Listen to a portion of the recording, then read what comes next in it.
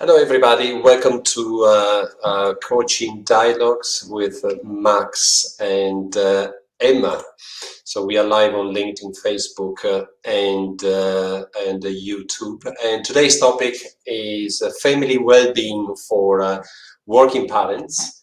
And we are celebrating Children's Mental Health Week. So we are taking this opportunity to bring this topic really for discussion.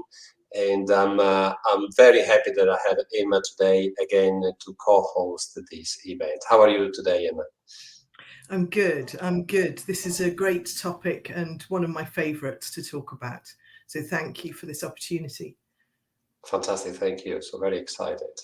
Okay, so it will be about 20 minutes, but then we'll leave a few minutes at the end to recap a Q&A, and we'll leave you with a couple of resources and links if you want to get any deeper.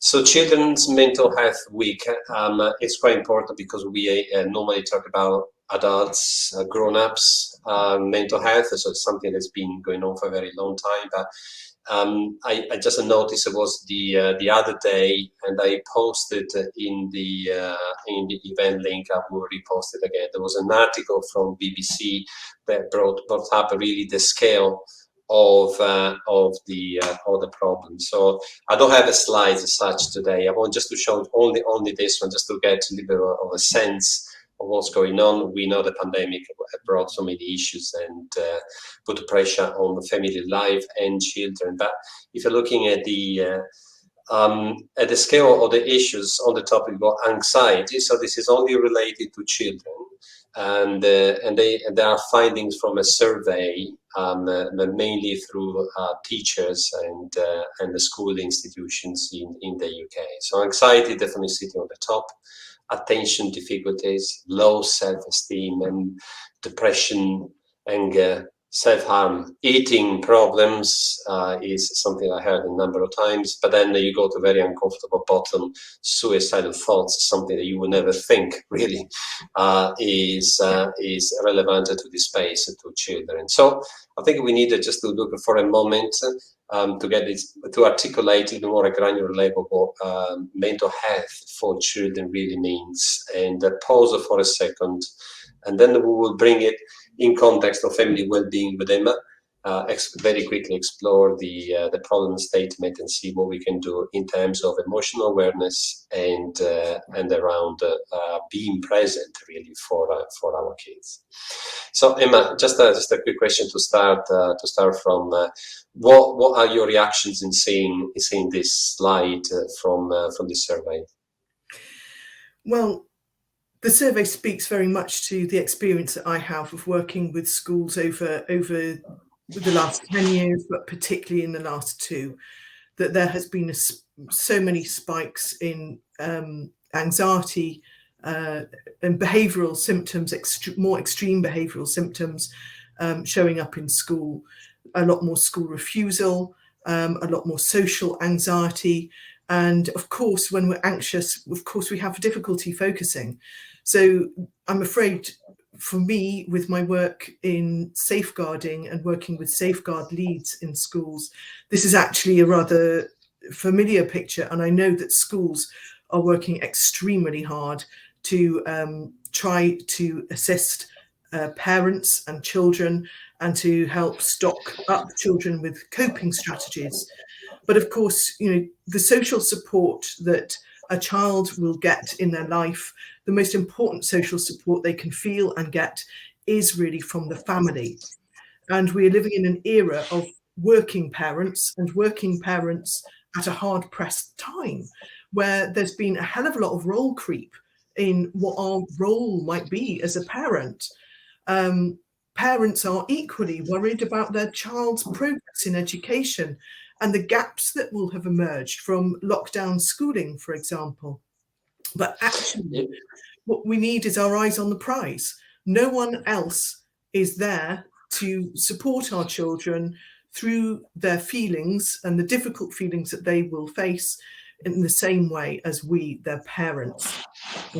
So, how can we dial up their sense of social support with us within our relationship, whether we're working parents or whether we're around a bit more, or hybrid, working from home and working away.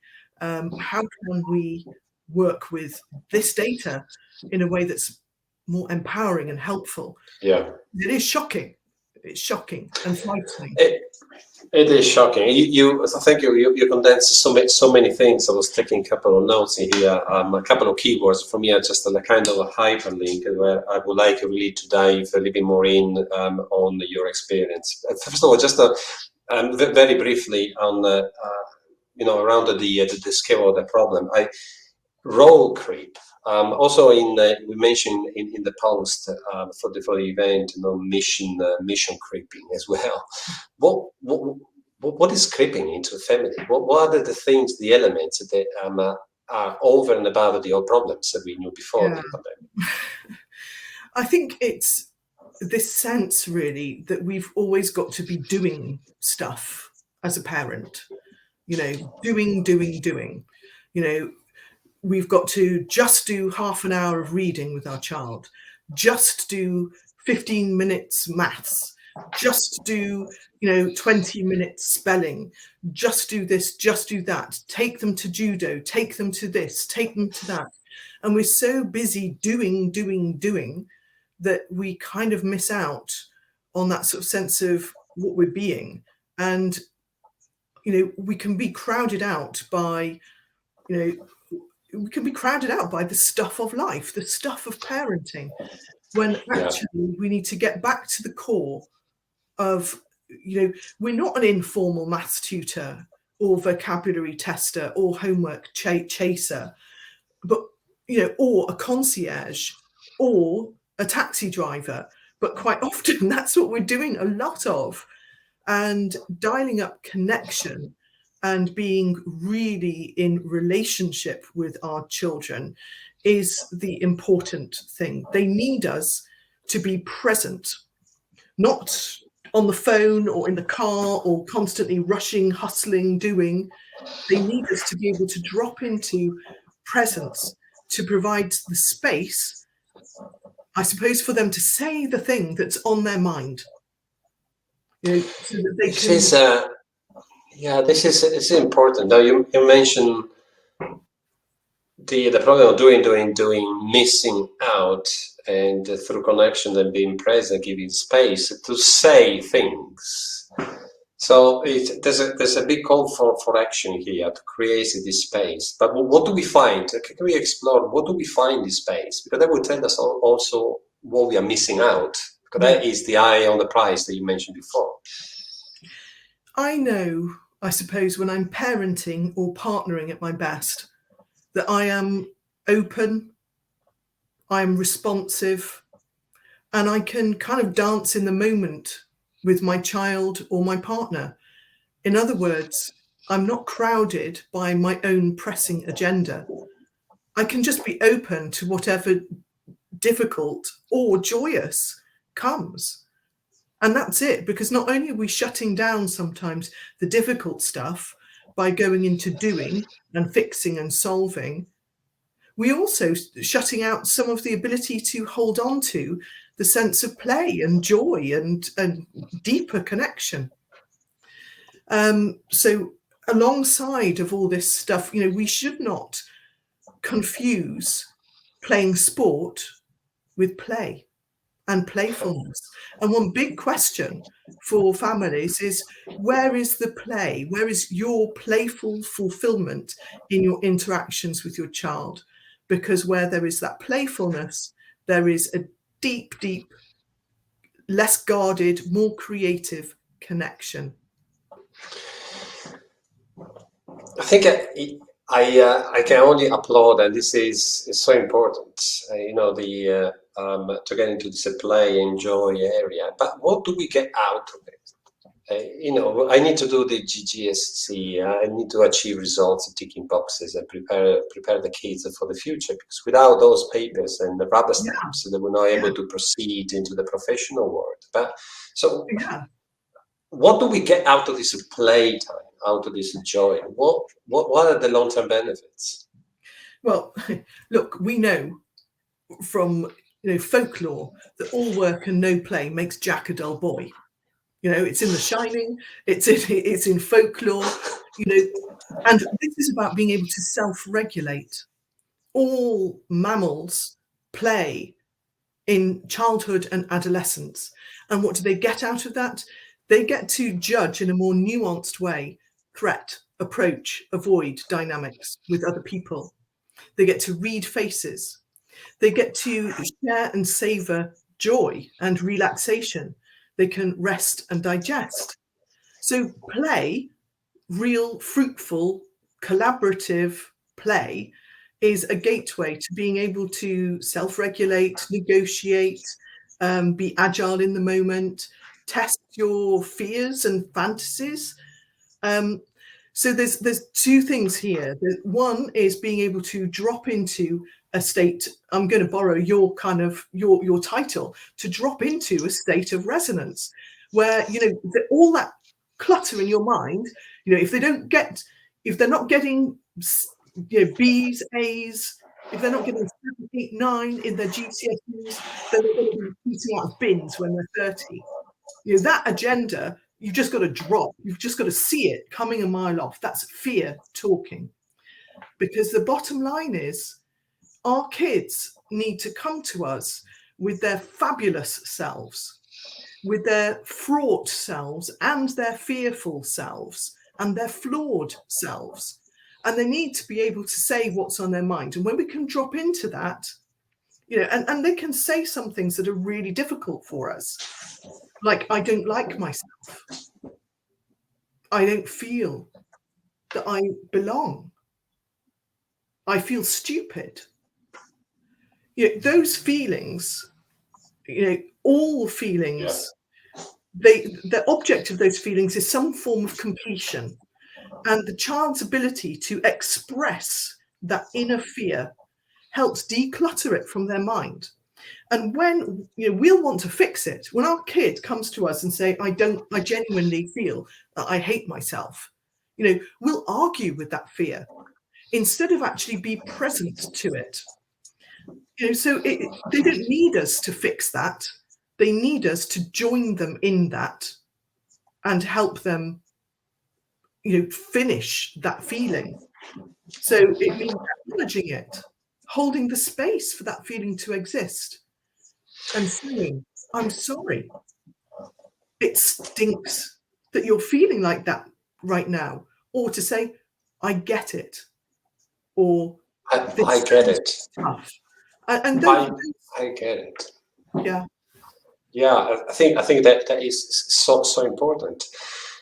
When you mention that's fear talking, for me, I relate to all the external pressure, and we don't want to remove all pressure. This is part of life, but it's important to give voice, a safe environment where you can express that fear that has accumulated, that fill the bucket, the emotional bucket of the kid, of the children, and then we'll be able to empty and create a safety for the life, but also you're modeling for the future what they can do with others. So self-regulation that you mentioned, but also getting into a space. And sometimes we need to make even business sense. Negotiation, for instance, when you negotiate with other people, both on a personal level, but also on the business side. So if you're not able to self-regulate, if you're not able to be in a good place and deal with your emotions, you will not be successful in any front of your life. So it's incredible how you unpacked, that it's a play and joyful space. They might say, well, why do I need to waste time for anybody there? That you unpacked there so many outcomes in the long term for the life of the children. And I want to be clear, I'm not saying that parents have got to just drop everything and be all zen and Yoda-like, it's not that. This is about being able to take a cheetah pause. Cheetahs are among the best hunters in the world, not because they're going at 1,000,000 miles an hour. We all know that the cheetah is the fastest creature on the planet. But no, the cheetah's real superpower is the ability to decelerate really fast so they can pivot towards their prey. Now, that's a rather predatory image to use, and I'm not thinking that parents need to be like predatory cheaters towards their children. But when we're able to be agile, to slow right down and be present to what's really going on in our child's mind, to allow that to be explored, expressed, and for them to see that they can say it, that no one blew up, no one lost it, no one crumpled. You provided that space to name it. Actually, they can then move on. And what you've done as a parent is you've used your cheetah pause to really stock up on your emotional bank account with your child. And that means they will trust you and they will share with you and they will come back to you, so that you'll have more leverage when it comes to understanding where they're really coming from. And for instance, being able to talk about coping strategies that are more nuanced, instead of, look, you're really upset, but what you've really got to be getting on with is organising yourself for your GCSE coursework. So I've done a list here and blah, blah, blah, blah, blah. And basically, they can't move into action when their emotional needs are not being met. So the cheetah pause is the superpower, curiosity and courage around their feeling states, coupled with your own self-regulation, calm and confidence. It's quite incredible. Again, you packed so many things here that you moved from the metaphor to a concept of credits and debits into this emotional bank account. And we it's clearly painting this picture for the children. What about the parents? What do they get out personally in this process of emotional regulations, in this process of being present with their kids? Clearly benefiting the kids, but what do they get back? I think you get to see your child more clearly, and also you start to tune into a reality, which is, we can't make somebody else happy. We can't make somebody else work more productively. What we can do is provide that sense of support. We can provide that sense of structure, a framework. They have, it kind of frees you up a little bit as a parent, so that they have their stuff to do, and you are using your relationship, your relatedness with them, to remind them of their capability, their autonomy, their choices, and hold through. What we're doing as a parent is we're trying to build someone through our loving attention who will be increasingly able to cope, self-regulate, be independent, and live a fulfilling life. I really loved when you said you can make someone else happy. I think that was kind of gone moment for me, because I think we are, because we want to help. Especially your children are your top priority, so definitely you want to do everything is possible. But I think there's an excess of accountability, a responsibility for others. Yeah.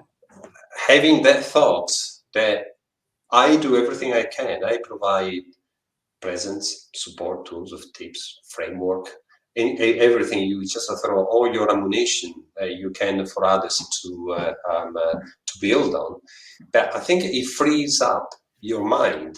If you don't hold the constant thought of responsibilities, accountability, they will drain energy for something else. And I think for being a parent and having so many responsibilities, you need to find a way to free up in order to do better in everything that you do. Otherwise, it will constantly drain energy. So that concept for me is something that is quite central.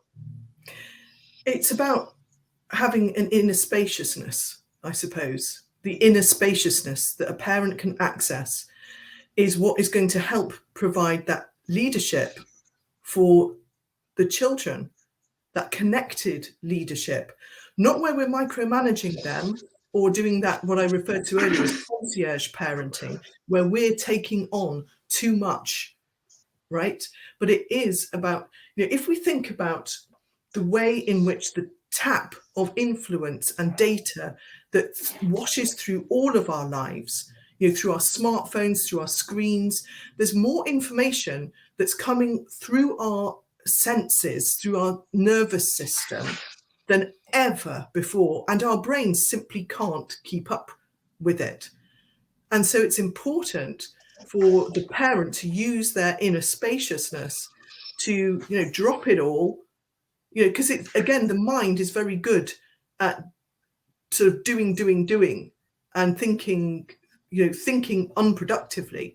But when we clear that space to look at what are the emotional boulders that are in our way right now, and when we can just name them and feel felt in somebody else's presence. We know this from our coaching work, but it's something that I know as a parent. I've got a 12-year-old. If I'm too busy doing stuff and hustling her on, I'm not building her motivation, her own inner intrinsic motivation. I care that she's motivated, but I can't do the motivation for her. And it can be busy me trying to do that, but it's not effective me. I need to be able to step back in order for her to step up. So really watching that sort of sense of, when am I, it's like a dance. When am I stepping too far forward and I'm really I'm stepping on my child's toes? And when do I need to step back in order for them to move forward? And when do I need to drop into stillness to just let some silence do the work and come into a reflective space where we can see more clearly what's happening, what's important, what's the impact, and then we can move into action. That are more than tips, because these are really techniques, fully fledged techniques, to see the bigger picture, going down, see the what's happening on the ground, and the constant movement, or seeing the fine details, or the meta view. But fundamentally, as you said, these are absolutely indispensable, must-have techniques, because we cannot outsmart our biology. We cannot improve, accelerate our evolution from a physical perspective. So we needed to use our capacity at its best by creating space, as you said, and really get the most out of what we have and remove the superfluous. So that is very, very powerful message, Emma. It's very, very brief talk today, so I think we still have a few minutes left. How do you help in your work parents? How do you support them in their well-being? I think there's nothing like parenting for experiencing guilt and, telling yourself, scripts that are, rather catastrophic. When things are going wrong, we blame ourselves. We take a hell of a lot on. We tell ourselves, we're a bad parent, we're the worst, we failed our child, and I really think it's important to come into a sense of context, know that, and the slide you showed at the beginning from the National Association of Head Teachers, the data is clear. We're not alone, and growing as a child through to the mid-20s, which is when adolescence ends, it's a marathon, not a sprint. And sometimes you've got to slow down and do some course correcting in order to speed up. Always bear in mind that an aeroplane spends about 80 to 90% of its time actually off course, but it's the pilot constantly doing little course corrections that makes it go to its ultimate destination, that we get to Hong Kong, that we get to New York. So really remembering that sort of sense of, this is a long journey. This is a long journey, and it's never too late to start to go into it. So it's about recognizing when you're struggling and know that you're not alone. You know, the struggle that you're having as a parent connects you with humanity, and don't let it isolate you. Where, you know, when we guilt and shame ourselves, then, you know, we isolate ourselves, you know, and we make it actually less likely that we're going to take action productively, because it's kind of ruminatory, the self-blame. Yes. You know, looking at your friends, people who are your trusted advisors, other parents who you have a non-competitive relationship with, you know, being able to talk to people like that and share and stock up your inner resources with other parents who are in the trenches is helpful. And if that's too difficult or it's too vulnerable, then go to your school and talk to your child's head of year or pastoral lead, because then you'll get a different context to help you contextualize what's going on, your struggle. And overall, you need to be self-compassionate. You need to have a warm and kind attitude towards yourself. You know, self-compassion is the best tool towards moving into learning. So recognize the struggle, own it, connect yourself with, you know, humanity, right? and Yes. and reach out and take action from that point of warmth and care. You know, most of us wouldn't talk to a friend the way we talk to ourselves inside our minds, particularly when it comes to threat towards our children. You know, we can be very harsh on ourselves, and that's just not helpful. No. Emma, how can parents follow your work, get up to date, getting information? Where is the best place to find you? So via my website, which is my name, www.emmagledhill.com, there's loads of information about me there. And there's also a link on the homepage to my newsletter, which is called Parenting with Purpose. And that's a free fortnightly article, easy to subscribe to and equally easy to unsubscribe, because we've all got loads of emails coming into our inbox. And I recognise that's need for spaciousness. And I suppose, go on. Yeah, I definitely recommend to the to whoever is watching now your newsletter. It's something I've been followed really for quite a long time. It's just a monthly email, so don't worry, you don't get daily spam or things from Emma. But it's very insightful. It's very deep. It's all coming from experience. That's what I noticed. You talk from the things that you see, you heard, and the community that you serve. So I definitely recommend your newsletter. It's really something that is very useful for every parent. From my perspective, I work more on the business side. So I had people more to connect to the values and mission in the work, but always with an eye on the private life, because they go hand in hand, you know, kind of holistic view. But my contribution, because that's my experience, is more getting a balance between performance and well-being at work in order to be present for your family at the right time, because that is also is very important.